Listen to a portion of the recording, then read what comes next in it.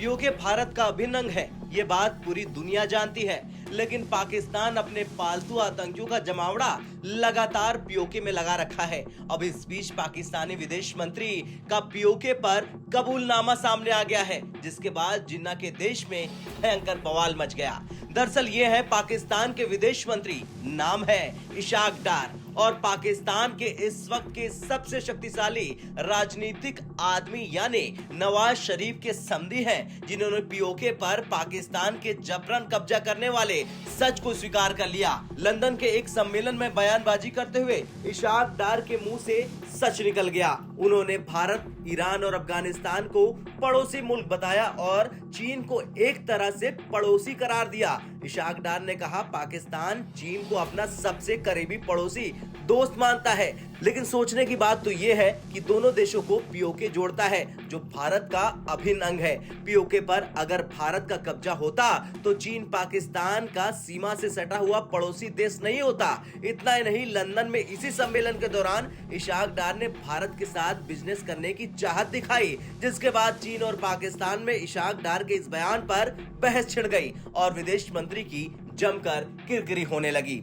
अब इशाक डार का मुंह सच के लिए पहली बार खुला तो पाकिस्तानी एक्सपर्ट मुशर्रफ जैदी ने भी बड़ा बयान देकर तहलका मचा दिया। उन्होंने कहा, पीएम मोदी ने जब से भारत की कमान संभाली है, तब से वो अपने देश को एक लक्ष्य की ओर ले जा रहे हैं। पीएम मोदी दुनिया में भारत को कैसा बनाना चाहते हैं, इसको लेकर उनका स्पष्ट विजन है, जो अनुशासन पर आधारित है। भारतीय प्रधानमंत्री पाकिस्तान और भारत के बीच रिश्तों में पूरी तरह से बदलाव लाना चाहते हैं। भारतीय राजनयिक और नेता भारत को लेकर व्यापक तस्वीर बना रहे।